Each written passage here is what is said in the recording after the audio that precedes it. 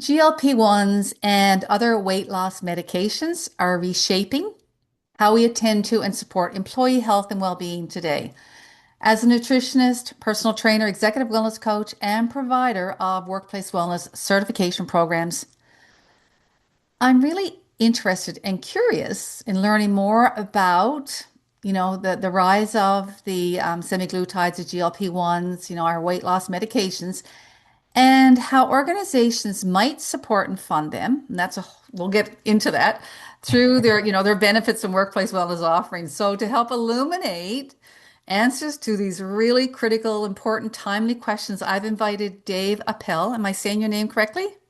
It's Apple. Apple?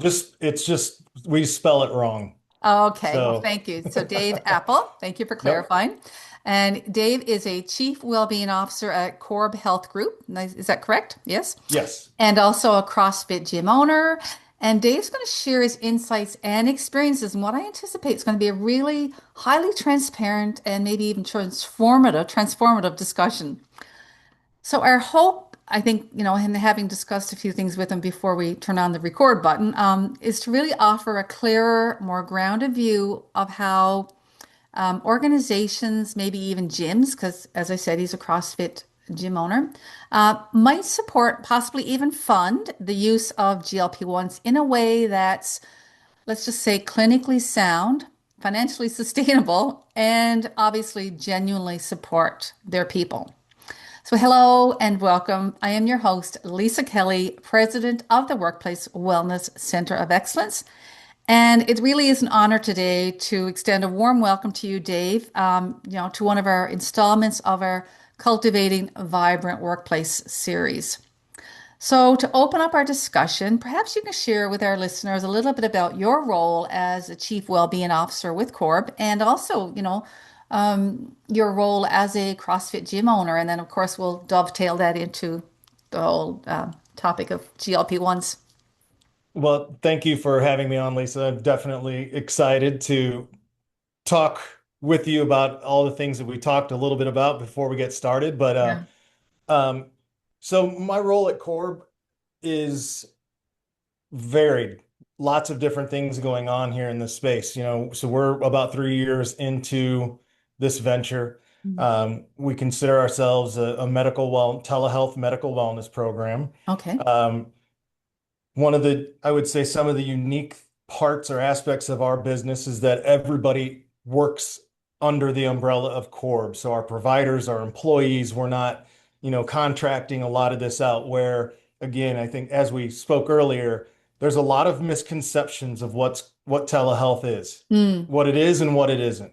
Um, so through that, just kind of coming on to the team here, really started off on the education side of what do we need to provide? Let's provide as many resources to people as possible so they have access to them. So we kind of created our own, back end social platform and just trying to reinforce that I call it it's a trifecta. Yes. The drugs are fantastic, but the drug alone is not the key. You have to also have some behavioral changes around food and Hmm. activity. Hmm. Um, so also do a lot of educational webinars with our patient base and bringing them in to talk to them about what that looks like. Um, for me coming into this, it was definitely, I've worked with people in the fitness realm for Hmm. many, many years, Right. but I didn't really understand how much I did not know about this demographic. Mm. And you kind of, you get siloed into the life that you're in, and everybody around you is kind of in that world, and really realize that if you're not actively seeking the education behind activity and food, you're going to believe the marketing that is out there. Yeah, well, you're singing to the choir now, so. And so, through these webinars, it was Yeah. really an opportunity to meet our patient base and to really start to hear what's going on and to understand that what we might say protein, go eat more protein. And they're like, what? I don't even really know what that means. Is Yeah. that this? Is it this? Is it this? Yeah. And then working to also learn new verbiage around fitness. Mm. Fitness. I mean, I'm in my 50s, so there are a lot of people that had PE class and they remember how horrible it was Yeah. getting bombarded with the ball or this or that, or they were never an athlete. So, we have to almost reframe this whole thing about I'm not telling you to go out and to do something that you deem painful. It's moving your body because without the movement, your body isn't, it's a tool that you have to work and develop to support you. Right.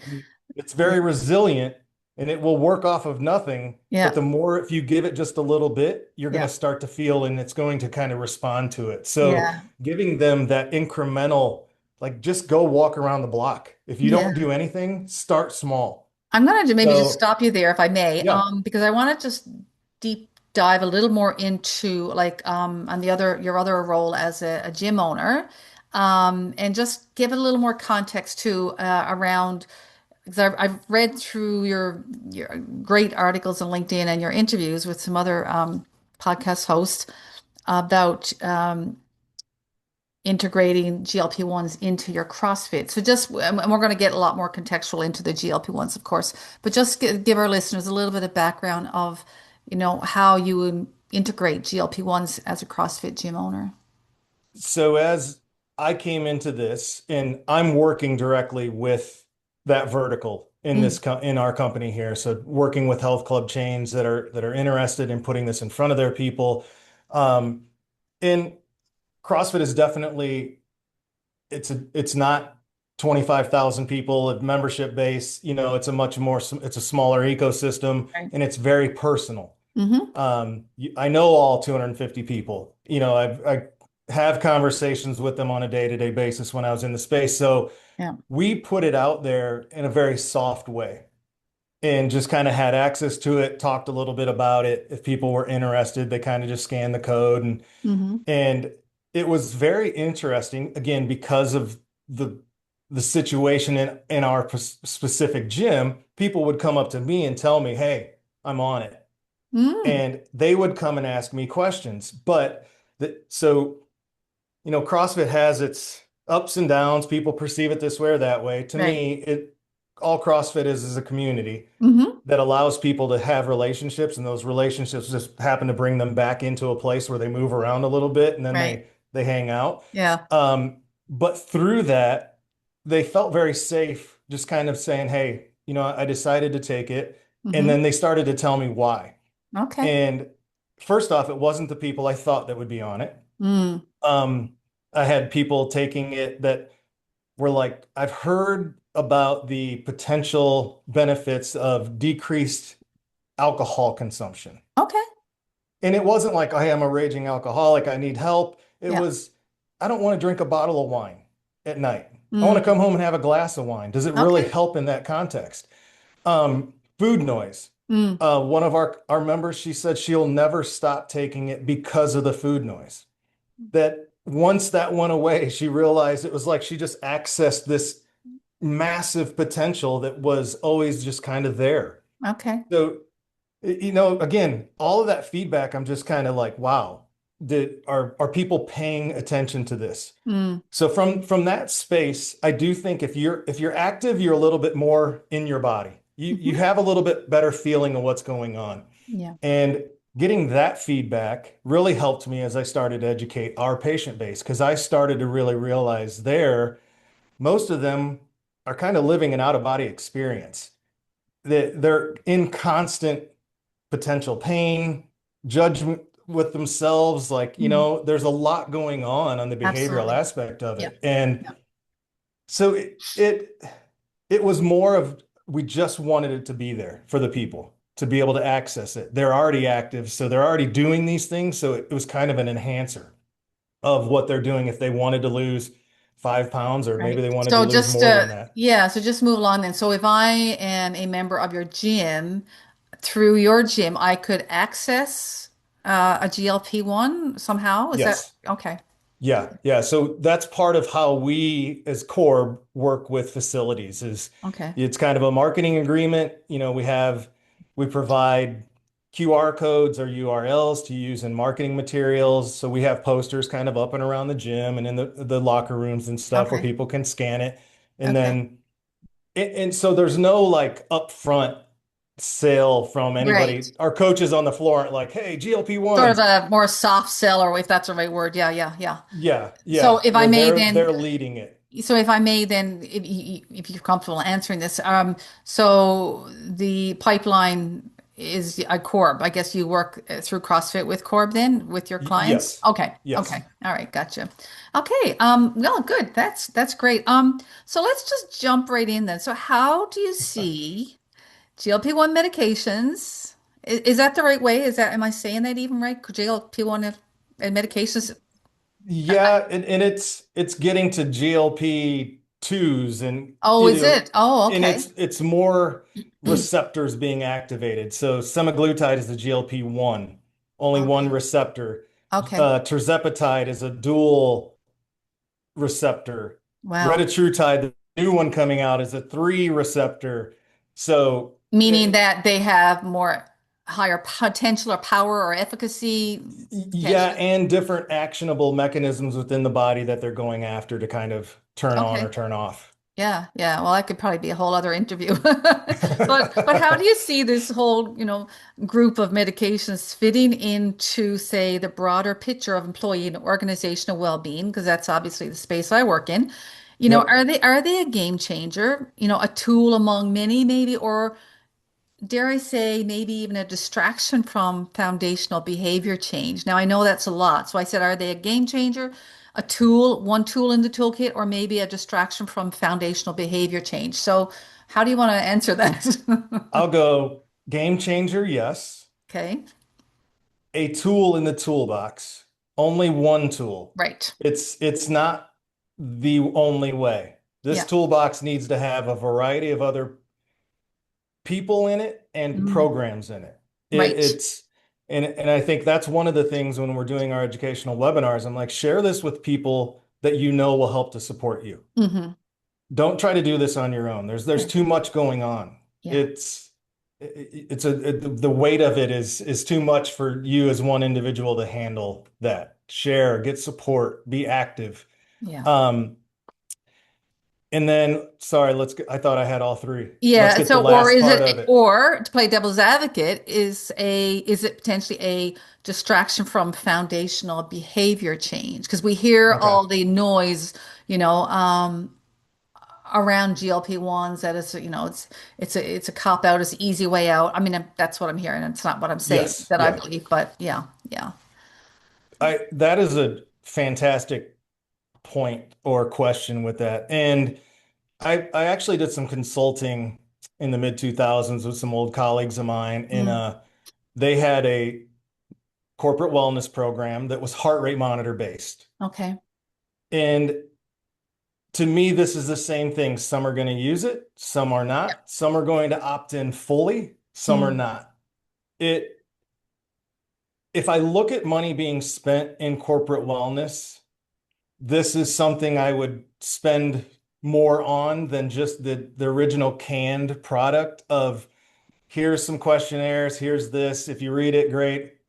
Because there's really no, and you tell me I'm wrong on this, Lisa. yeah, I'm yeah, talking yeah, into your world, but yeah. there's nothing actionable or recordable through a lot of them that are out there, the data wise. Mm. Well, I will But I will let admit that, in this space, we're not strong on data analysis, sadly. Yeah. if I pivoted that money, Mm, or not even the money, but I brought a program in that did offer this as a potential. Again, some people are going to use it, but I think you're going to have a noticeable difference of the people that use it and don't make a change and the mm, people that use it and do make a change because there's going to be a level of awakening that kind yeah. of happens that anybody that really steps into it, if Yeah. that makes any sense. Yeah. So can I just jump in there? Yeah. So if you're out, let's just say I'm company ABC and you're coming to me through, on behalf of Korb to, I guess, interest us maybe or connect it to our wellness program or however, you approach it. Um, as we said earlier, I don't, and I think you agree, we don't personally view GLP-1s, or I don't anyway, as a one trick pony, right? So if you're going to an organization, would you be steadfast and say, okay, it's as we said, it's just one tool in the toolkit. So in conjunction with, connecting your employees through your wellness program with GLP-1s or Access or whatever, is it also standard practice then that you would incorporate health coaching, personal training? I don't know, the other tools in the toolkit, right? That's where I feel like is if you start here with Mm, maybe the weight loss drug, yeah. then you kind of build you get people to where they feel like they can go ahead and move their body, which maybe Mm, that they've lived up here and they have no, they're like, I'm in pain now. mm, I'm not going to go in to the weight room at the gym or to do this or to do that. Yeah, I've tried the eating. Um, and it's also too the kind of the water cooler. hmm If you go into the office and you don't see somebody on a regular basis, you see this change, it immediately leads to conversation. Oh, of course. Some people don't want to talk about it, some people Yeah. do. Yeah. Now, my big answer on that is that the quality of care of where they're getting this medication from is hmm really the foundational point to where I kind of feel like that how we operate within this space, you're getting what you just said. You're getting this coach. You have a medical advisor that you meet with month to month. You're meeting them, it's telehealth, but you're meeting them Right. visually. So you're able to start sharing and having connection and building a relationship with somebody that can help to guide you to where you need to be going So on this. are those offerings packaged in with the medications, if you will, or is it, you have a smorgasbord, you can pick the medications, you can pick the coaching, menopause coaching or whatever you offer. Like, just There, explain to my listeners how you were operating in that regard. so there isn't, it isn't like it's baked into it. Okay. That procedure, that process, every time that you're meeting, the providers are reinforcing what we've been talking about. Hey, the medication's going to do certain things, Yeah. but you're going to have to increase your protein intake and Yeah. you need to move a little bit. So they're also reinforcing kind of this top down of what we Yeah. with our patient base is that we're not just going to increase the drug. If Yeah. you come back to me 2 months in, you're like, hey, I've stalled. Mm-hmm. It's a conversation about okay, what's your lifestyle? Right. Are you starting to make changes? How much protein are you? Well, I have a bar at lunch. Yeah. And it's like, so through these consultations that they have month to month, Mm-hmm. they really start to work. And again, it's everybody doesn't do it, Right. but the ones that are really seeking for it to work and have the lasting change to be able to wean themselves off of the medication as well, Mm-hmm. when they start to realize it, again, you know it, you've lived in it. Most people have no idea how to take care of themselves. All right, so I guess just to back up, and I totally get that, and we'll continue on with this train of thought. But I guess what I'm looking for, just clarity around, is it like if I'm a Sally Smith in ABC Company, and they bring in your Korb Health offerings, do I automatically have access to a health coach if I go on a GLP-1? I guess this is what I'm looking Yeah, at. so we do not have designated health coaches, Okay. but the provider kind of becomes that health coach that's guiding you, your clinical advisor, whether that's a physician's assistant, MD, whoever that you happen to be lined up with. But, Okay. that's something that we've talked about. Mm-hmm. And that's where the educational webinars, we try to provide as much Okay. feedback as we can give them Mm-hmm. to meet them where they're at. Okay. If, So you don't but offer one-on-one coaching necessarily to, no, we do okay, not. okay, okay, yeah. And I mean, so, But in the space that you live in, that's definitely, I think, helps to make this a full circle opportunity. absolutely, yeah, yeah. Yeah. No, because I think some organizations do offer, that's a part of their offering. So I just wanted to clarify, for my listeners, right? So, um, I guess continuing this train of thought then, so how might workplace wellness and benefits programs involve GLP-1s in their offerings, right? Without So let me just back up. So I certify workplace wellness champions, ambassadors. I certify senior workplace wellness leaders in advanced levels of workplace wellness, as well as HR people who want to know more about workplace wellness. So we have like four different tiered certifications, if you will. So if one of my graduates, right, wanted to in their organization, bring in GLP-1s under the auspices of their workplace wellness program, let's Hmm. just say, or their benefits program, which generally they work hand in hand. How can they do that without appearing to encourage or pressure medication use? And I think we've touched on it a little bit. What else can you say about that?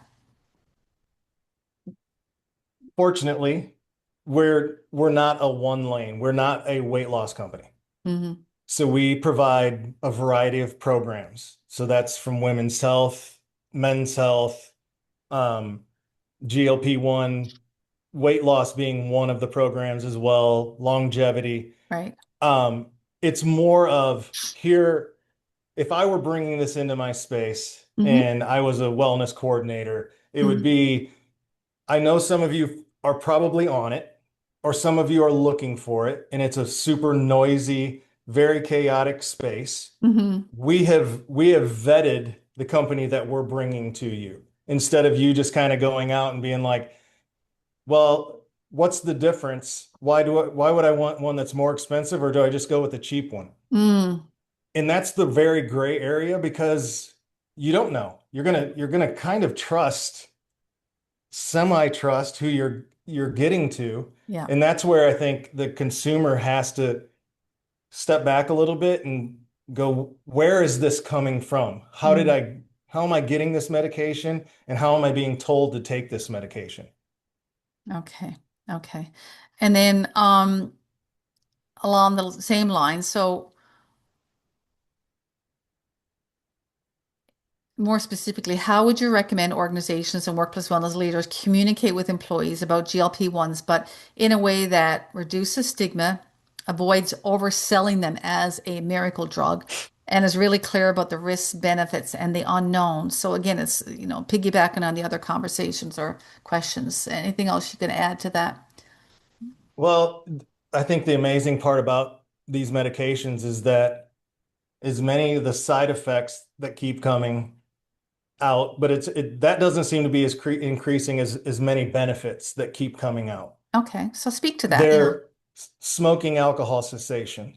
There's a decrease in the urges of wanting to take those in. Hmm. Um, j because it is a high-powered anti-inflammatory, and this is one of the things we probably get the quickest feedback from a patient that comes in. It's not necessarily the weight loss, it's that my body isn't hurting anymore. Oh, okay.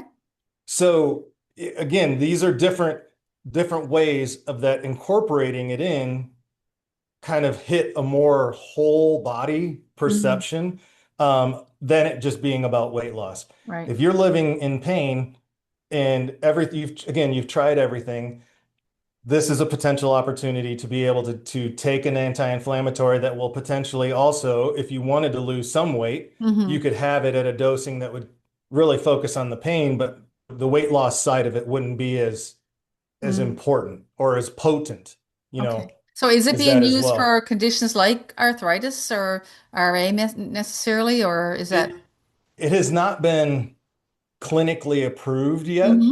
Okay. but we are definitely there's so many studies going on right now. Right. I think in the pipe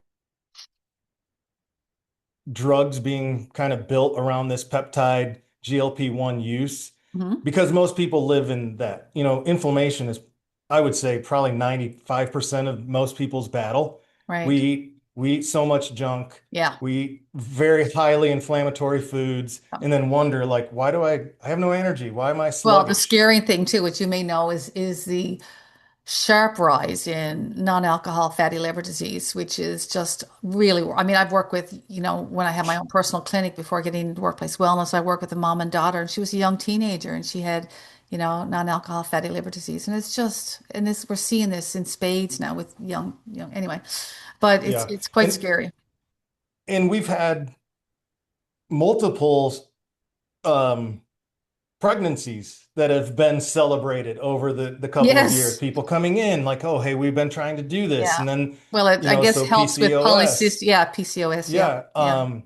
We have had somebody come in with fatty liver and Mm, then over the time, now they don't, yeah. so those are the great things. And then, but then all wrapped in it too, are you able to continue to do some of these, really make the change Yeah. and flip the switch about the intake of what am I eating? Hmm. Yeah. And then the other thing we talked about too, I think, we have to show both sides of the equation, right? Oprah, with many know, have probably seen her specials, and she's been very open about her use and how it's helped her take 60 pounds or whatever she's lost, right? But Hmm. she did recently say, and she's 72, God bless her, and she looks great, but she did recently say that she went off them for a year ago or, for a few months and did put on 20 pounds. So I guess that brings the whole topic up of, are these medications for life? And I know you're not a medical professional necessarily, so just speak to what you can. But, and how do your people that that have been on them, or, people you've worked with, how do they view that? Are they prepared to have to take these for life necessarily, right? That's a great question. And I have a couple different ways to answer Sure. it. So from a very close, my father-in-law and mother-in-law both got on. Yeah. Um, my father-in-law just didn't, he took it for, I believe, 3 months, but just didn't really like it. It just wasn't his thing. Mm-hmm. But when we got back together, he told me, he's like, because I was on it and I started to notice that I wasn't eating these things Mm-hmm. or wanting the snack at 10 o'clock or whatever, it changes. He changed his behaviors around food just Okay. from being on it a short amount of time. Okay.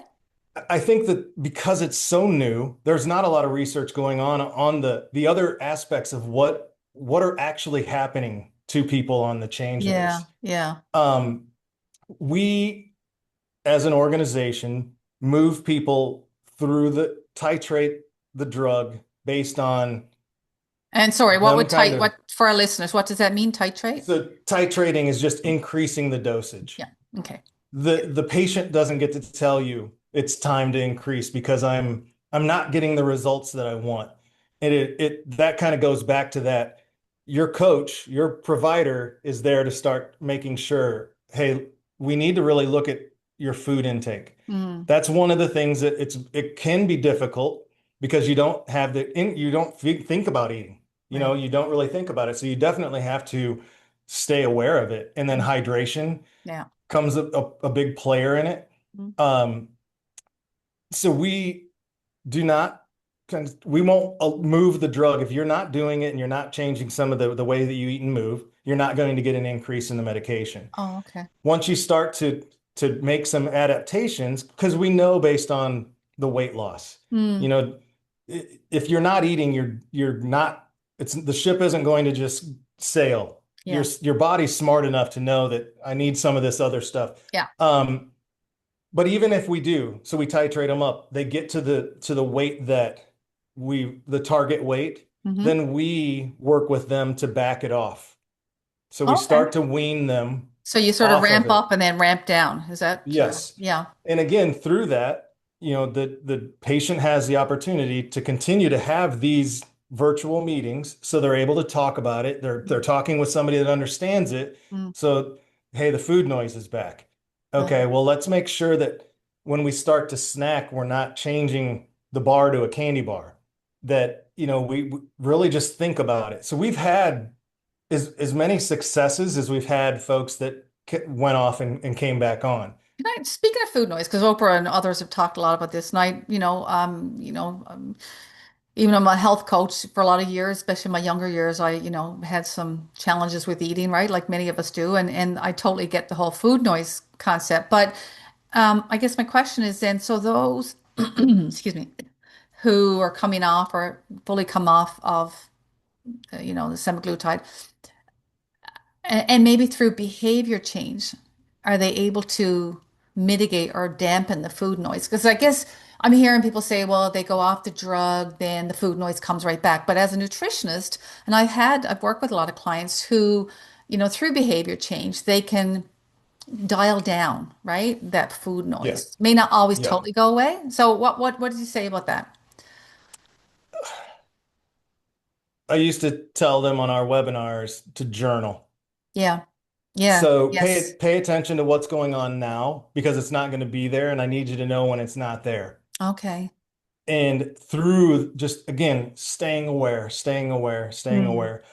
I've always been my own lab rat. So if I'm going to be in something, I want to know what it feels like. So I took semaglutide Oh, okay. to the point of like getting to the point where the food noise was gone, Mm. and then just going, wow, I haven't, it's 7 o'clock tonight. I have not eaten. Mm. And so I really wanted to experience what that takes. Like Right. it's pretty cool that you don't have to think about it, but Yeah. you do need to plan for it. Mm. Again, reinforcing every 3 hours, make sure you grab something and have a Yeah. snack. It's Yeah. not a meal, but Yeah. that you have to have your body, you got to fuel it. You have to Mm. put the And fuel in, or hopefully it's not fuel it going to with function. good quality food rather than just grabbing the Ye- protein bar off the counter, right? Yes, yes.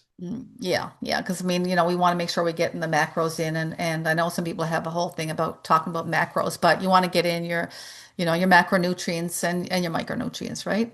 Um, yeah, no, okay. So from just to wrap up on the food noise, and so you think that with coaching and in conjunction with the GLP-1s that food noise can be, reduced, even coming off it. So let's just talk about the coming off then. Are you aware of, have you worked with anyone who's successfully come off and didn't gain the weight back? And what can you attribute that to maybe?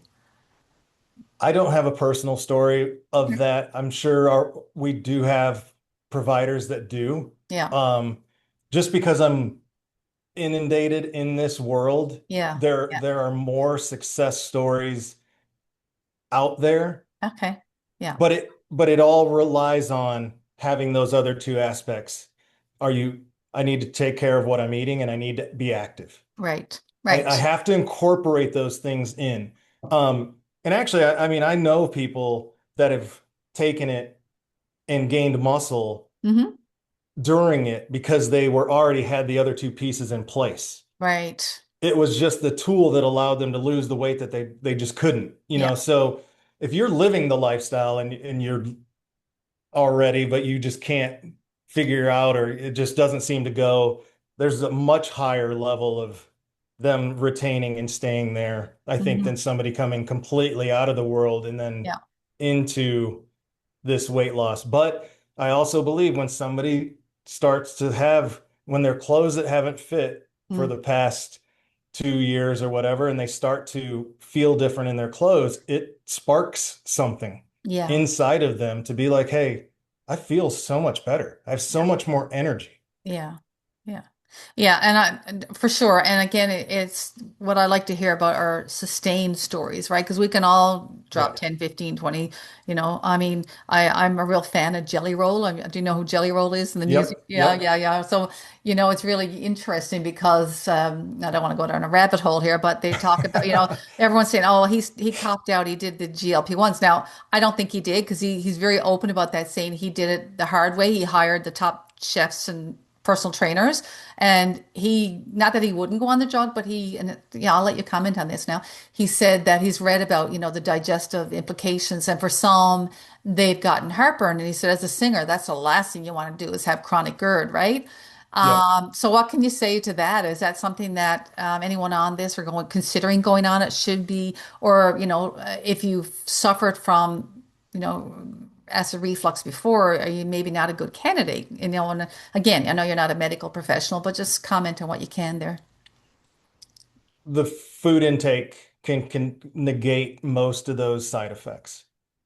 And And when you say food, like the quality or the amount or both? just both, Both. making sure that you're eating higher quality food than you were, Right. the correct amount of food to support, not running on empty Yeah. and staying hydrated. Yeah.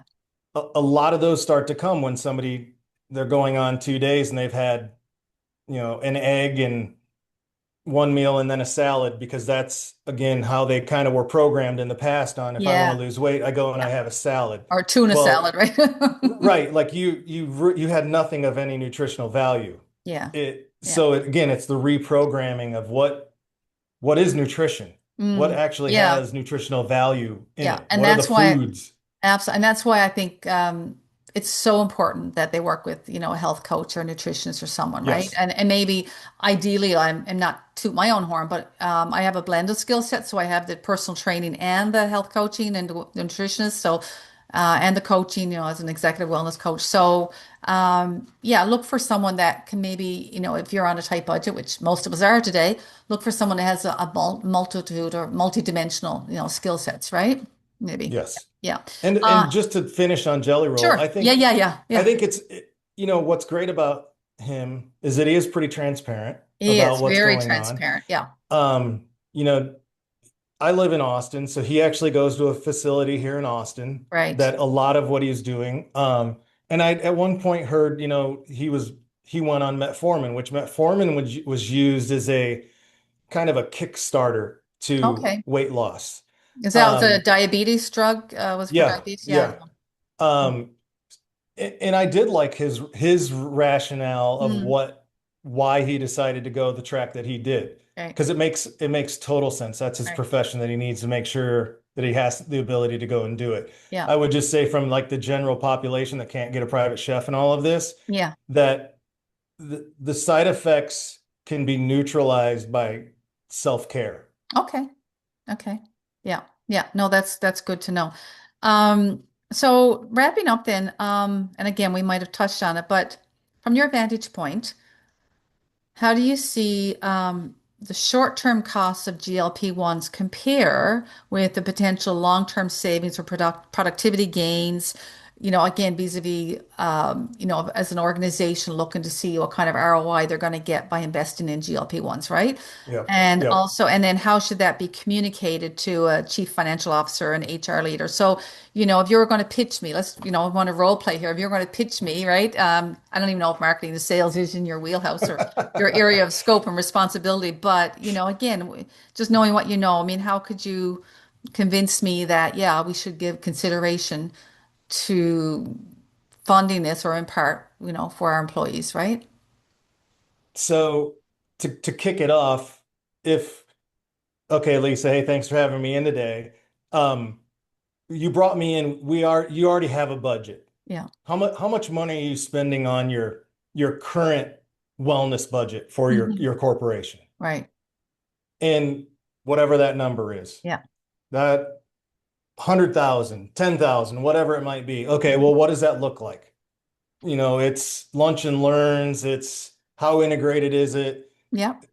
Where's the data? Hmm. Is there anything that is giving you that return on investment that you can actually quantitate? Is it Right. quantitative information that you're like, this person, Sally A and Bill B, both did A, B, and C? Hmm. And if yes, well, I'd love to hear what they are because most don't. Yeah. If no, then let's kind of step back and go, okay, well, here's a program, whether it's in conjunction Hmm. with what you've tried. Hmm. And if people really love certain aspects of things, maybe you hold on to those. But if you're really looking to, I think, offer, and now that I'm getting ready to say it, it leads back to kind of what we talked about a little bit earlier. It is Right. a little bit tricky where we're not trying to say that this is for this specific group, Right. but this specific group ends up, unfortunately, being probably the highest insurance spend Hmm. in the corporation. Hmm. So if we're really looking to change the ROI and everybody, insurance is one of those things that everybody tries to mitigate, but there's no way you're going to. Yeah. But if I'm able to put something in front of people that we do know, and I mean everybody that is in that space that is wanting to lose weight, wanting to feel better, Hmm. tried 10, 15 different things, and this thing I can give them actually helps them to see a result, Yeah. is that more beneficial? Yeah.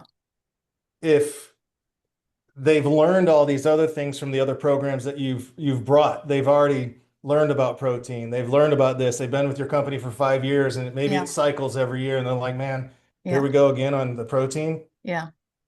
I've tried it. It didn't work. But now I try something that did. Right. And again, we're not talking about the person that is looking to lose 5 pounds, like Right. vanity weight. Yeah. We're looking at somebody that's like, you know, they're not going to talk about it. They're not the ones Yeah. telling you And about their gym so if I experience. could just pause you there, like as a Yeah. sidebar here, as a sidebar, like if we were working with organizations, in some cases we'll get really into the weeds, which you should, right? About, what's their spend, what's their productivity, what's their days absent, what's their health costs and that sort of thing. That's what Yep. adjusters and all them insurance people would look at, right? And benefits people. But, so if you really get into the weeds, I guess you can kind of do the math there, right? And hopefully the maths, as they say, right? But yeah. So I want to touch on before we wrap up here, and I'm really enjoying this. We could probably go into a part two here, and maybe we'll have you back if there's a good response to this interview, which hopefully there will be. Um, you made a mention before we went hit the record button that a number of insurance companies, and I hope I'm okay in asking you about this, but I hope a number of insurance companies are sort of pulling out of funding GLP-1s. And is that something you're comfortable speaking to? And what's the downside now of that? And where do companies have to pick up the slack, maybe? Right? Yeah. So, we were just chatting about that particular topic, Yeah. and we work within a variety of verticals, and one of them being education. And Right. there was a news excerpt that got pulled out about how GLP-1s will no longer for in education be covered for teachers. Mm. So Is that across the US or just specific to your state or?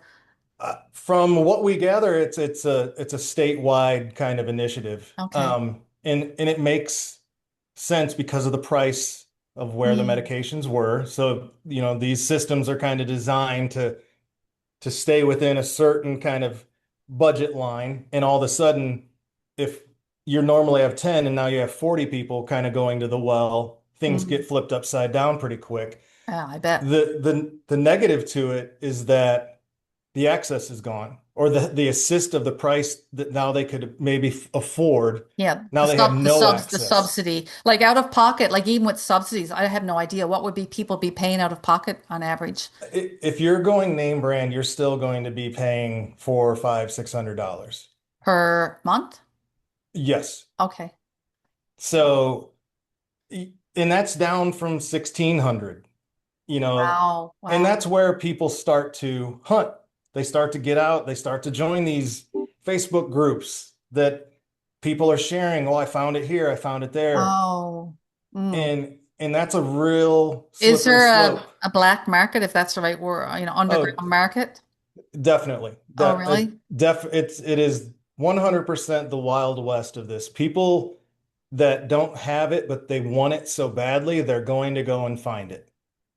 And what And kind of, I'm not trying to encourage this, obviously, but what kind of price difference would you be looking at from what you're hearing? I mean, I've seen stuff as low as $70 to $100 a month. Okay, You and so know, on that note, then, what do you want to say to our listeners about why they don't want to go to the black market to get their drugs? yeah, I mean, it should go without saying, but yeah, if you're reconstituting the medication, and that means it's coming to you in a powder form, you don't know what that powder was. yeah, You have no idea. You yeah, can't test the consistency, the quality of that yeah. medication.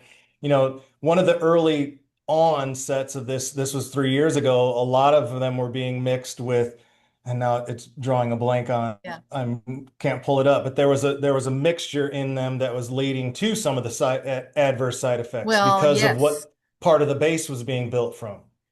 And of course, And that's going to give the reputable ex suppliers a bad rap, right? exactly, Yeah, exactly. yeah, This is not a race to the bottom. yeah.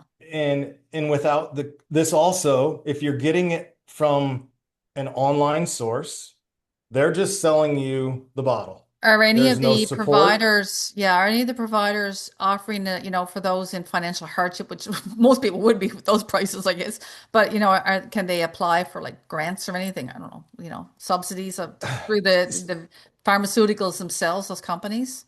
So we're a cash pay company. because of insurance pricing. Mm. Through cash pay, when we partner with these organizations, we give them a discount, Okay. which significantly brings it down. And again, not only does it provide lower cost access, but it also provides the integral support of the patient as they go through the process. Right. So are you a B2C or a B2B only?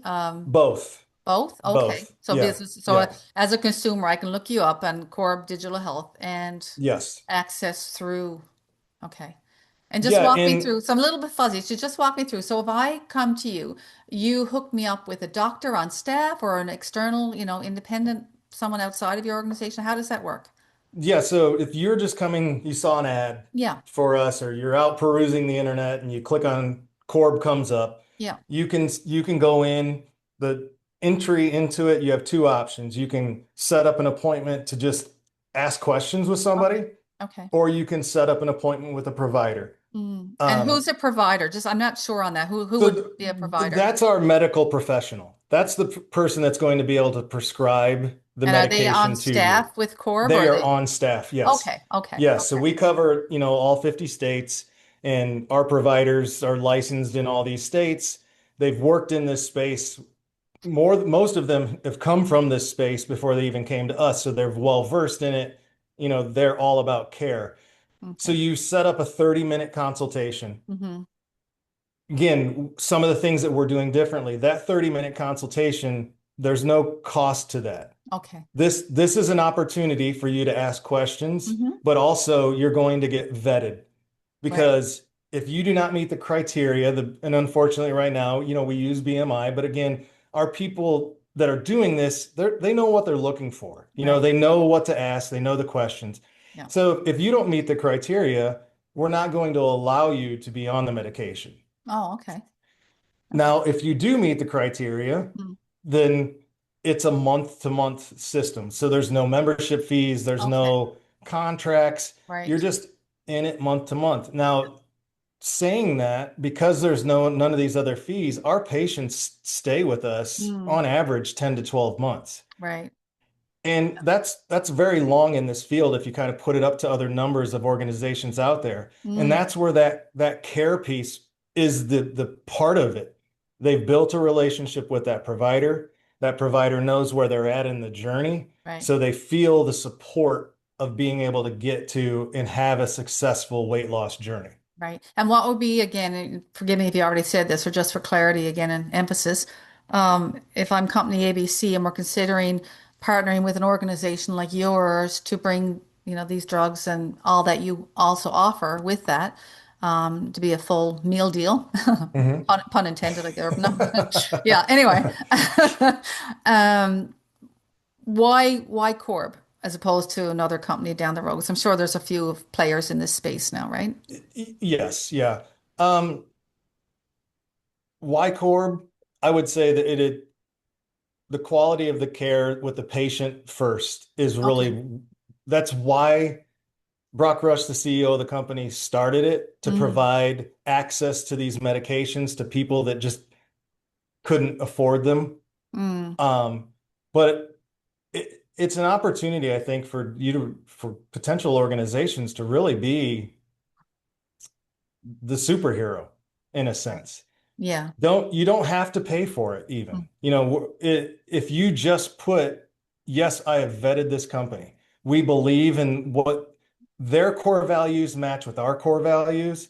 And we've walked through the process, which okay. with most of our partners, we Hmm. always want them, hey, go meet with a provider. We're Yeah. not going to call and let them know, that we want you to experience the experience so you understand what's going on with Right. this. So Um, if what I'm hearing you say, just to wrap up, because we're getting short on time now, like if I'm ABC company and I'm saying we are endorsing this company, but we're not necessarily paying for it, but we are endorsing it. Is that what I'm hearing you say? And that it would come presumably out of pocket then, 100% from the end user being the employee, right? yes.